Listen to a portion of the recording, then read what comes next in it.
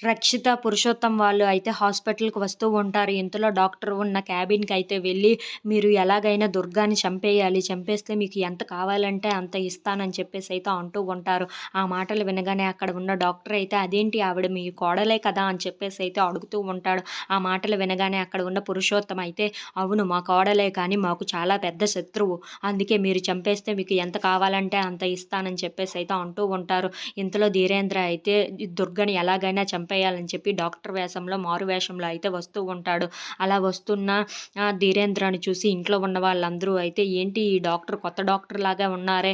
ఈ డాక్టర్‌కి కొంచెం మన బాధ చెప్పుకుంటే అర్థమవుతుందో ఏమో" అని చెప్పేసి అయితే విజయేంద్ర అయితే, "ఎలాగైనా నా దుర్గని కాపాడండి" అని చెప్పేసి అయితే అంటూ ఉంటాడు. ఆ మాటలు వినగానే అక్కడ ఉన్న ధీరేంద్ర అయితే, "సరే, సరే" అని చెప్పేసి అయితే దుర్గ ఉన్న రూమ్‌లోకైతే వెళ్తూ ఉంటాడు. ఇంతలో అక్కడ ఉన్న దుర్గాని చూసి, "ఏంటే ఇన్నాళ్ళు నన్ను ఇంత హింస పెట్టావు కదా! నిన్ను ఎలాగైనా చంపకుండా ఈరోజు వదిలిపెట్టను" అని చెప్పేసయితే అనుకుంటూ తన దగ్గరగా అయితే వెళ్తూ ఉంటాడు. ఇంతలో అక్కడ ఉన్న దుర్గానైతే తన మూతి మీద చెయ్యి పెట్టి మొత్తం తనకి గాలి తగలకుండా, ఊపిరి ఆడకుండా అయితే తనని గట్టిగా నొక్కేస్తూ ఉంటాడు.